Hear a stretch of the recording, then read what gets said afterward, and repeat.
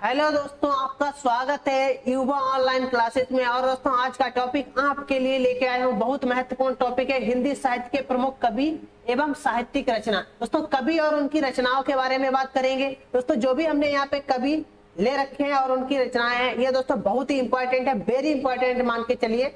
ठीक है दोस्तों, अब इन्हीं के बारे में बात करते हैं। दोस्तों, देख लेते हैं कवि हमारे हैं कौन कौन से। देखिए दोस्तों, जैसे तुलसीदास जी, संत कबीरदास, सूरदास जी, मीराबाई और रहीम बिहारी जी। ठीक है दोस्तों, और आगे देख लेते हैं मैथिली शरण गुप्त। कौन दोस्तों? मैथिली शरण गुप्त, जयशंकर प्रसाद, सूर्यकांत त्रिपाठी निराला और सुमित्रानंद पंत, महादेवी वर्मा।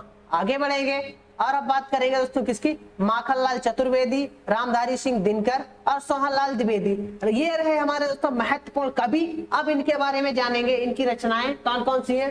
दोस्तों, जो भी कवि हैं ये दोस्तों बहुत ही महत्वपूर्ण है। इसी के साथ अब बात करते हैं क्रम बाई क्रम। ठीक है दोस्तों, पहले नंबर पे हम बात करते हैं अपने दोस्तों प्यारे कवि तुलसीदास जी की बात करेंगे। किसकी दोस्तों? तुलसीदास जी की बात करेंगे।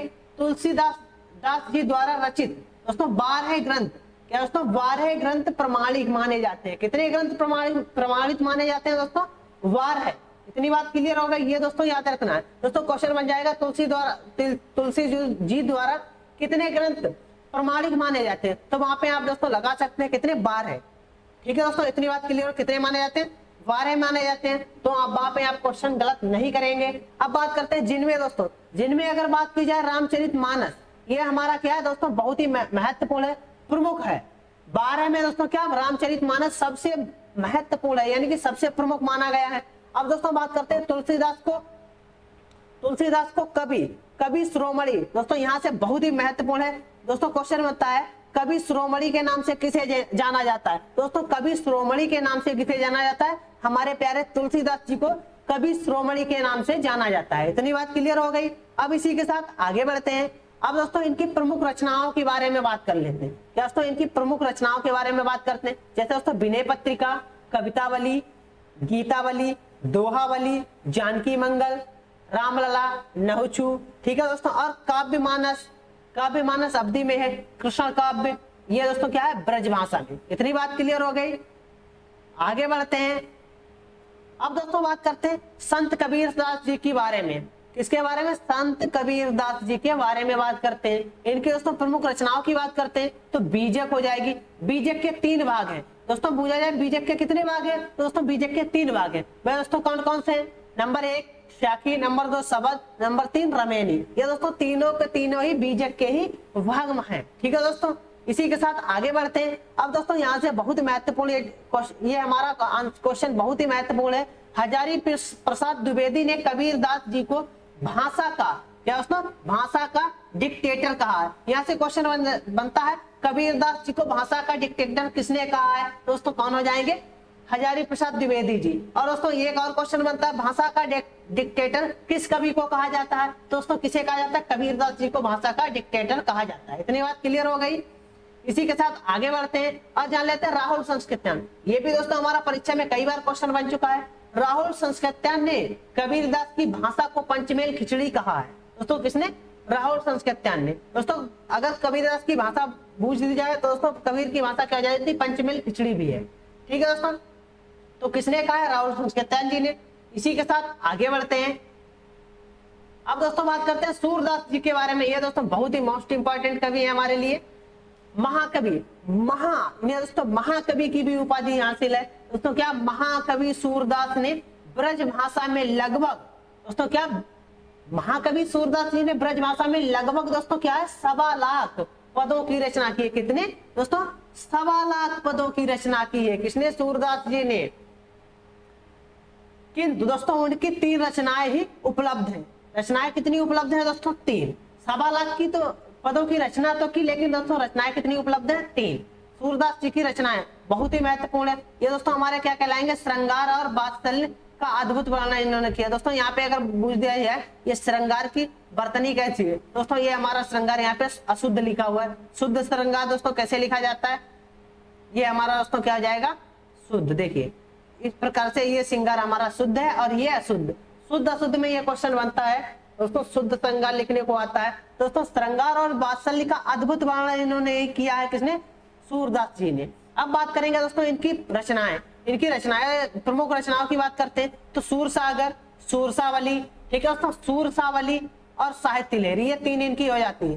दोस्तों सूरदास जी को वात्सल्य रस का सम्राट भी कहा जाता है। यहाँ से हमारा क्वेश्चन बन जाता है, वात्सल्य रस के सम्राट किसे कहा जाता है? दोस्तों किसे कहा जाता है? सूरदास जी को वात्सल्य रस का सम्राट कहा जाता है। इसी के साथ आगे बढ़ेंगे। अब बात करते हैं मीराबाई। दोस्तों मीराबाई की बात करते हैं, इन्हें तो दुनिया ही जानती है, कृष्ण की बहुत ही प्रिय भक्त थी, ठीक है दोस्तों। तो बात करते हैं तो इनकी क्या है, नरसिंह जी का मायरा इनकी रचना हो जाती। राग गोविंद, गीत गोविंद का टीका, ठीक है दोस्तों, राग सोरठा के पद, ये किसके हो जाते हैं? मीराबाई के। मीराबाई की बात करते हैं, मीराबाई की प्रमुख प्रसिद्ध पक्ति, दोस्तों मीराबाई की प्रमुख प्रसिद्ध पक्ति है, ठीक है दोस्तों। और कौन सी दोस्तों? देखिए दोस्तों, पायो जी मैं तो राम रतन धन पायो, ठीक है दोस्तों, ये भी किसकी हो जाती है? मीराबाई की। पग घुंघरू बांध मीरा नाची रे, ये भी दोस्तों, ये तो सभी को ही पता है लगभग, बहुत ही महत्वपूर्ण है। श्याम मुँह से एडो डोले हो, दोस्तों ये भी किसकी हो जाती है? मीराबाई की हो जाती है, ठीक है दोस्तों। इसी के साथ आगे बढ़ेंगे। अब बात करते हैं रहीम जी की। दोस्तों रहीम की बात करते हैं, इनकी रचनाएं, ये दोस्तों अकबर के बहुत ही महत्वपूर्ण है। ये अकबर के प्रधान सेनापति, मंत्री तथा दरबार के नवरत्नों में से एक थे। कहाँ के? अब दोस्तों अकबर के प्रधान सेनापति, मंत्री तथा दरबार के नवरत्नों, नवरत्न दोस्तों कभी थे नवरत्न, इनके 9 लोग, तो उनमें से एक इनको ही माना जाता है, किसे? रहीम को। अब बात करते हैं अकबर ने इन्हें, दोस्तों यहाँ पे ये क्वेश्चन हमारा जीके में भी बन जाता है और हिंदी में भी। दोस्तों अकबर ने इन्हें खान खाना उपाधि से विभूषित किया। दोस्तों क्वेश्चन बनता है, खान खाना उपाधि से किसे विभूषित किया गया था? तो दोस्तों किसे? रहीम जी को। और किसने किया था? अकबर ने। इस प्रकार से क्वेश्चन हमारे परीक्षा में बन जाते हैं। अब बात करते हैं प्रमुख रचनाएं, इनकी प्रमुख रचनाएं बात करते हैं। दोस्तों रहीम सतसई ये हो जाती है, और दोस्तों क्या? मंदनाष्ट हो जाती है। वर्वे नायिका, ये दोस्तों किसकी हो जाती है? रहीम जी की। इसी के साथ आगे बढ़ेंगे। अब बात करेंगे दोस्तों किसकी? बिहारी जी की।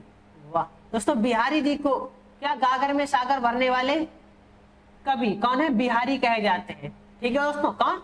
बिहारी जी कहे जाते हैं गागर में सागर भरने वाले कवि। गागर में सागर भरने का मतलब दोस्तों बहुत ही छोटी बातों में बहुत बड़ा कार्य करना, या दोस्तों बहुत ही कम शब्दों में बहुत बड़ा लिखना, तो उसे ही क्या कहेंगे? गागर में सागर भरने वाले कवि कहेंगे। ये दोस्तों क्या? मुख्य रूप से श्रृंगार रस के कवि माने जाते हैं। ये दोस्तों मुख्य रूप से अगर बात की जाए तो श्रृंगार रस के कवि कौन माने जाते हैं? बिहारी जी। इनकी एकमात्र रचना है कौन सी दोस्तों? बिहारी सतसई, ये इनकी एकमात्र रचना है, किसकी? बिहारी जी की।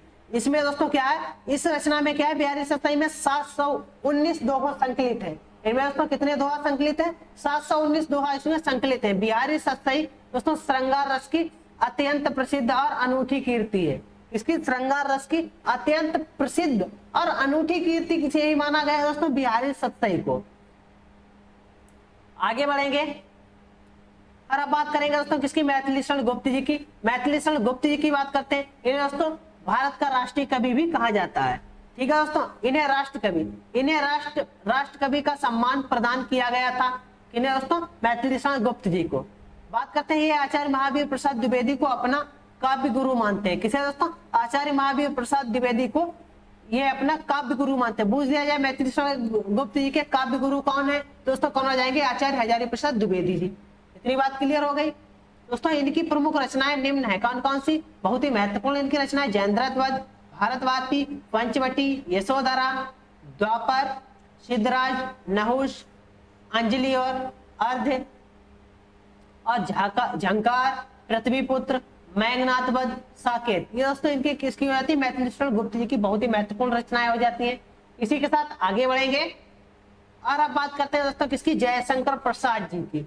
जयशंकर प्रसाद जी की बात करते हैं। इन्हें दोस्तों शिव मंगला प्रसाद पुरस्कार से भी सम्मानित किया जा चुका है। किसे? जयशंकर प्रसाद जी को। इनके दोस्तों प्रमुख रचनाएं जान लेते हैं। कामायनी बहुत ही महत्वपूर्ण है, मोस्ट इंपॉर्टेंट ये रचना है दोस्तों। ये रचना बूझना है परीक्षा में अधिक से अधिक यही आती है। आंसू, झरना, लहर, और दोस्तों क्या? चंद्रगुप्त, स्कंदगुप्त, अजातशत्रु, तितली, कानन, कानन कुसुम और प्रेम पथी, ये दोस्तों किसके जाती है, जयशंकर प्रसाद की आदि भी रचनाएं इनकी हो जाती है। ठीक है दोस्तों, इन्हें दोस्तों आधुनिक कविता के क्या दोस्तों सुमेरु झारखंडी कलाधार के नाम से भी जाना जाता है। बूझ दिया जाए सुमेरु झारखंडी कलाधार के नाम से किसे जाना जाता है, तो दोस्तों कौन हो जाएंगे, जयशंकर प्रसाद। इसी के साथ आगे बढ़ेंगे, इन्हें छायावाद का जनक भी कहा जाता है। किन्हें दोस्तों, जयशंकर प्रसाद जी को छायावाद का जनक भी कहा जाता है। इसी के साथ आगे बढ़ेंगे, अब बात करेंगे दोस्तों किसकी, सूर्यकांत त्रिपाठी निराला जी की। सूर्यकांत त्रिपाठी निराला जी की अगर हम बात करते हैं तो इनकी दोस्तों प्रमुख रचनाएं क्या हो जाती है, सूर्यकांत त्रिपाठी निराला। तुलसीदास दोस्तों बहुत ही महत्वपूर्ण है, इसमें बच्चे कंफ्यूज जाते हैं, तुलसीदास किसकी रचना है। दोस्तों तुलसीदास जानकर लोग क्या लगाते देते हैं, तुलसीदास, लेकिन नहीं, तुलसीदास दोस्तों रचना की बात की जाए ये सूर्यकांत त्रिपाठी निराला जी की रचना है।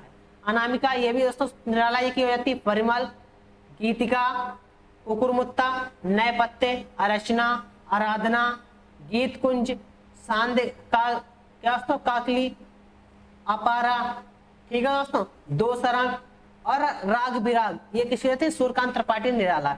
और आगे जान लेते हैं, बहुत ही महत्वपूर्ण ये क्वेश्चन है, इन्हें क्रांतिकारी कवि भी कहा जाता है। किसे दोस्तों, सूर्यकांत त्रिपाठी निराला जी को क्रांतिकारी कवि भी कहा जाता है। इसी के साथ आगे बढ़ेंगे, अब बात करते हैं सुमित्रानंद पंत जी की। पंत जी की अगर बात करते हैं, इन्हें दोस्तों क्या, पंत जी की बात करते हैं, इन्हें दोस्तों प्रकृति का सुकुमार कवि भी कहा जाता है। इन्हें प्रकृति का सुकुमार कवि भी कहा जाता है। पंत जी की बात करते हैं तो दोस्तों इन्हें क्या है, पद्म भूषण की उपाधि से सम्मानित हैं। तथा इन्हें दोस्तों बात करते हैं चिदम्बरा के लिए ज्ञानपीठ पुरस्कार भी दिया जा चुका है। किसे दोस्तों, सुमित्रानंद पंत को किस रचना के लिए, चिदम्बरा के लिए। इतनी बात क्लियर। इसी के साथ आगे बढ़ेंगे और बात करते हैं प्रमुख रचना, वीणा, पल्लव, ग्रंथि, गुंजन, युगांत, युगवाणी, ठीक है दोस्तों, मेघनाथ वध, पतझड़, मुक्ति, क्या दोस्तों, मुक्तियज्ञ, कला और बूढ़ा चांद, बहुत ही महत्वपूर्ण रचना है। दोस्तों हमने दोस्तों चैनल पे क्लास डाल रखी है, इसकी व्यास सम्मान हो गई, सरस्वती सम्मान, ज्ञानपीठ पुरस्कार, भारत भारती पुरस्कार, सभी की दोस्तों क्लास मैंने डाल रखी है और आप लोग प्लेलिस्ट में जाकर देख सकते हैं। ठीक है दोस्तों, और जिनकी अभी नहीं डाली है वो हम डाल देंगे जल्द ही। ठीक है दोस्तों, तो इसी के साथ दोस्तों आगे बढ़ेंगे, अब बात करते हैं महादेवी वर्मा जी की। दोस्तों कुछ वर्षों तक उत्तर प्रदेश विधान परिषद की मनोनीत सदस्य रही।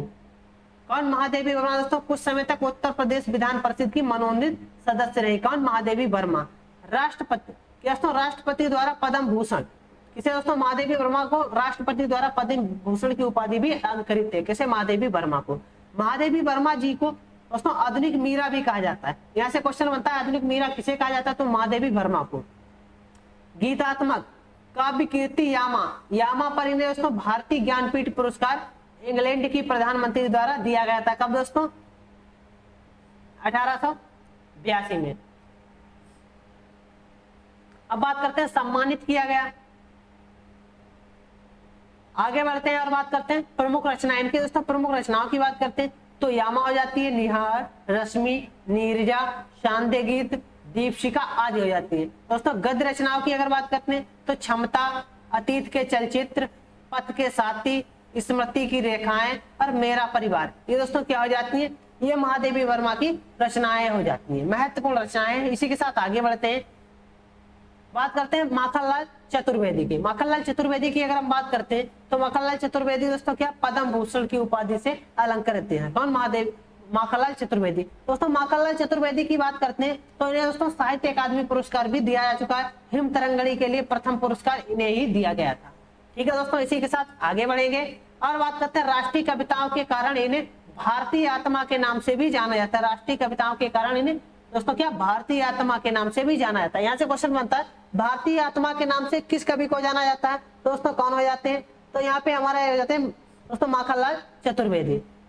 इतनी बात क्लियर। इसी के साथ आगे बढ़ते हैं, इनके प्रमुख रचनाओं की बात करते हैं। हिम तरंगनी, माता, युग, चरण, समर्पण, रेणु, गूंजे, ये हो जाती है। इसी के साथ आगे बढ़ते हैं, अब बात करेंगे रामधारी सिंह दिनकर जी के बारे में। दोस्तों रामधारी सिंह दिनकर जी की बात करते हैं। रामधारी सिंह दिनकर भारतीय ज्ञानपीठ पुरस्कार द्वारा तथा भारत सरकार द्वारा पद्म भूषण की उपाधि से अलंकृत है। भारतीय ज्ञानपीठ पुरस्कार भी इन्हें दिया जा चुका है और पद्म भूषण भी दिया जा चुका है। भारत सरकार द्वारा। इसी के साथ आगे बढ़ते हैं। अब बात करते हैं प्रमुख इनकी रचनाएं क्या जाती हैं।